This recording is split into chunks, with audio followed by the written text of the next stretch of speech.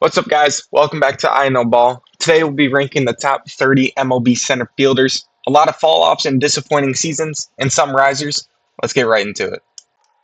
At number 30 and 29 is Justin Crawford of the Phillies and Chase DeLauder of the Guardians. As said in the last video, which you haven't checked it out yet, go watch it. I put projected starters who haven't played in a regular season MLB game yet at the bottom of all my list because it's only fair to the other guys, and I have no idea how to rank their potential. And this is the reason why I have Crawford and DeLauder at the bottom of my list. At number 28 is Tyrone Taylor of the Mets. Stud defender and center, but can't hit the baseball. In 2025, he batted 223 with a 598 OPS, 70 OPS plus, 2 homers, 27 RBIs, 12 steals though, so he's kind of fast. Not a guy you want starting, but not a terrible bench guy. At number 27 is Alek Thomas of the Diamondbacks. D-backs need to go sign someone if they want to compete. I don't know how they're comfortable with a guy who hit 249 with a 659 OPS, 82 OPS plus in 2025, and has a career 639 OPS. He hit 9 homers and drove in only 38, 0.1 BWAR, 0.5 FWAR. I personally think Harrison Bader would be a great fit in Arizona. Go get him. At number 26 is Robert Hassel, the third of the Nationals. He got beat in 200 at-bats in his rookie year. 223 average, 572 OPS, 62 OPS plus, 3 homers, 18 RBIs. Defense was mid, negative 0.1 BWAR, negative 0.5 F4. He has a lot of time to improve and get comfortable. I'm sure he'll be fine and also a good player. Starting the top 25 is Bryce Teodosio of the Angels. Didn't hit the best in his rookie year. 203 average, 553 OPS, 53 OPS plus, 1 homer, 7 RBIs, but stole 7 bags, 98th percentile in sprint speed. But his defense was amazing. 10 outs above average in 50 games is insane. If he gets to hitting, he'll be a good player. At number 24 is Parker Meadows of the Tigers, moving down from 15 last year. He missed a lot of time this past season due to injury, but even while playing, he couldn't hit. 215 average, 621 OPS, 73 OPS plus, 4 homers, 16 RBIs, 0.3 BWAR, 0.2 FWAR. Good defender, but Max Clark will probably be his replacement at some point in the season. At number 23 is Denzel Clark of the Athletics, another amazing defender, and he's also super fast. 13 outs above average and 97th percentile in sprint speed, but the hitting is also behind. 230 average with a 646 OPS, 78 OPS plus, 3 homers, 8 RBIs, and 150 at-bats isn't good. 1.0 BWAR, 1.3 FWAR, made the catch of the year as well. At number 22 is Zach Cole of the Astros. Only 47 at-bats in 2025, but he hit unlike everyone else so far. 255 average, 880 OPS, 139 OPS plus, 4 homers, 11 RBIs, 3 steals, 0.6 BWAR, 0.5 FWAR, mid defense. Hopefully Astros get him to continue this bat because their outfield hitting stinks. At number 21 is Kyle Isbell of the Royals. Another great defender, 12 outs above average, but no hitting.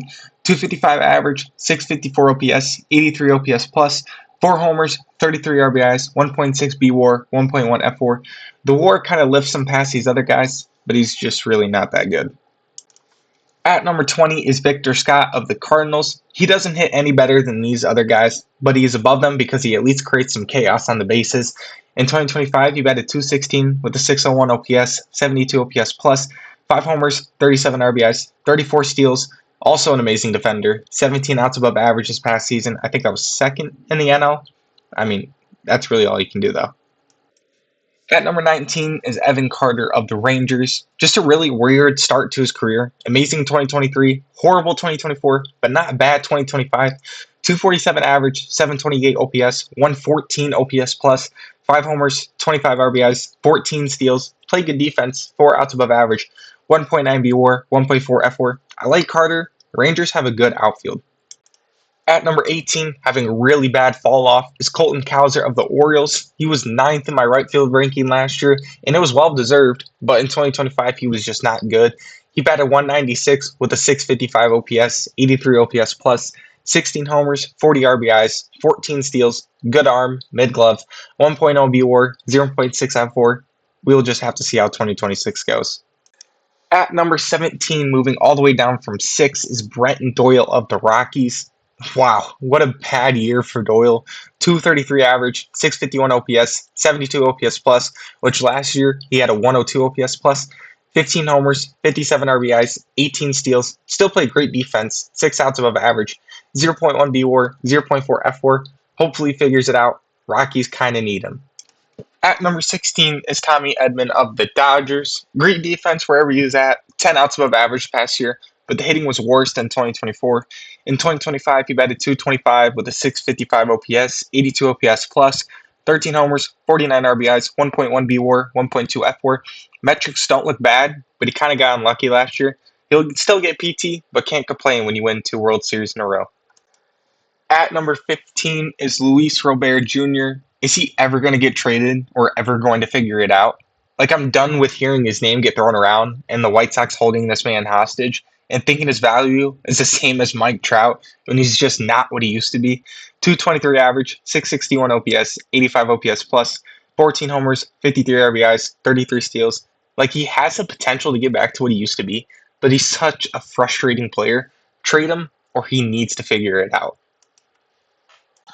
At number 14 is Cedric Mullins, now on the Rays. He was playing good before he got traded, 106 OPS plus, then was awful with the Mets, 62 OPS plus. I still think Mullins is good and will be a good piece for the Rays. In 2025, he batted 216 with a 690 OPS, 94 OPS plus, 17 homers, 59 RBIs, 22 steals, 0.5 BWAR, 1.3 FWAR. Still plays good defense as well. At number 13 is Jacob Marcy of the Marlins. Amazing showing in 200 at-bats, 292 average, 842 OPS, 132 OPS plus, 5 homers, 33 RBIs, 14 steals, 4 outs above average, 1.9 BWAR, 2.2 FWAR. Really helped the Marlins look good towards the end of the season. He's a big piece of this team turning it around, but I just need to see another year out of him to move him up more. At number 12, speaking of frustrating players, Oneil Cruz of the Pirates. All the tools in the world, and there's zero consistency from him. 200 average, 676 OPS, 87 OPS plus, 21 homers, 61 RBIs, 38 steals, which he led the NL in, 0.3 BWAR, 1.6 FWAR. First year in center and played fine. Just some lazy moments. If he doesn't have a good 2026, I could see him being off the Pirates. At number 11, moving up from 20, is Jung Ho Lee of the Giants. Bad glove, -5 outs above average. A great arm, has some good hitting metrics. In 2025, he batted 266 with a 735 OPS, 110 OPS plus, 8 homers, 55 RBIs, 1.7 BWAR, 2.4 FWAR. He had 31 doubles and 12 triples as well. Hit some more homers, might be an all-star next year. Starting the top 10 is Michael Harris of the Braves. Thank God he had an amazing second half because his first half was awful. Had an 845 OPS in the second half. Over the whole year, though, he batted 249 with a 678 OPS, 88 OPS plus, 20 homers, 86 RBIs, 20 steals, amazing defense, 8 outs above average, 2.2 BWAR, 1.4 FWAR. Going into next year with some momentum, I'm sure he'll be fine. At number 9 is TJ Friedl of the Reds. Just a solid ball player, 261 average, 742 OPS, 102 OPS plus, 14 homers, 53 RBIs. This is where I think outfield numbers don't do justice for certain guys because I think Friedel's a good defender. 2.3 BWAR, 2.9 FWAR. You know what you're going to get out of Friedl, just a solid bat. At number 8 is Sal Frelick of the Brewers. He was 21 in left field last year, so he improved a ton this past season. Great year all around. 288 average, 756 OPS, 111 OPS plus, 12 homers, 63 RBIs, 19 steals, great defense, 7 outs above average, 3.0 BWAR, 3.6 FWAR. Another random great Brewer. Some metrics don't look good, but we'll see how 2026 goes. At number 7 is Trent Grisham of the Yankees. I mean, who expected this breakout out of him? And the big question is it here to stay? 235 average, 811 OPS, 125 OPS plus, 34 homers, 74 RBIs, 3.5 BWAR, 3.2 FWAR. Out of all things he did bad, he played bad defense, and that's what he's known for in his career. But he's probably the biggest question mark going into 2026.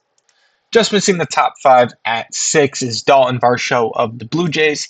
In 2025, he batted 238 with an 833 OPS, 122 OPS plus. The only concerning thing here is a 284 on base. That needs to improve. 20 homers, 55 RBIs, 9 outs above average. Great defender, 2.8 BWAR, 2.2 FWAR. Not much more to say about Dalton, just number 6. Starting the top 5 is Jarren Duran of the Red Sox. Once again, I don't know what the positions will look like for the Red Sox, but this is where Fangraphs has him. Fell off a little, but still a good year. He batted 256 with a 774 OPS, 114 OPS plus, 16 homers, 84 RBIs, 24 steals. Good arm and defender. 4.7 WAR, 3.9 FWAR. Might be wearing a new uniform by opening day. We'll have to see. At number 4 is Jackson Merrill of the Padres. Injuries kind of derailed the season, but he still had a good one. 264 average, 774 on base, 112 OPS plus, 16 homers, 67 RBIs. Great defender, 2.7 WAR, 3.0 FWAR. That Rookie of the Year pick looks 100% correct now, Padres fans. He never deserved it in the first place. At number 3, making the biggest step up from last year is PCA of the Cubs. Amazing first half, but horrendous second half. Almost became unplayable. Still finished 30 for 30, 247 average, 768 on base, 118 OPS plus, 31 homers, 95 RBIs, 35 steals. Best defender in center by far, 24 outs above average. I think he's a good player, but I don't think he's great yet. I need a full year of consistent ball out of him. Just missing the top spot at 2 was Byron Buxton of the Twins. Almost got the 500 at bats this season finally, and he popped off. 264 average, 878 OPS, 136 OPS plus, 35 homers, 83 RBIs, 24 steals. Still one of the fastest guys in the league and a good defender. 4.9 WAR, 5.0 FWAR on the WBC team for the USA. Hopefully leads the team to a championship. At number 1 is Julio Rodriguez of the Mariners. Another Mariner at number 1. I mean, this kid's an absolute stud. Amazing defender, always making a highlight play. 11 outs above average. Also 95th percentile in arm strength. Now, if we get into his hitting, I mean, that was pretty good too. 267 average, 324 on base, 798 OPS, 128 OPS plus. Could definitely look a little better, but he's still getting into it. 174 hits, 31 doubles, 32 homers, 95 RBIs, 30 steals. So he finished 30 for 30, 6.8 BWAR, 5.7 FWAR. I mean, he just turned 25 and has a career 800 OPS. Finished 6th in MVP, 804 OPS in the playoffs as well. I mean, he's a complete 5-tool player. Mariners have their cornerstone. Thank you guys for watching. Right field will be next. Have a great day.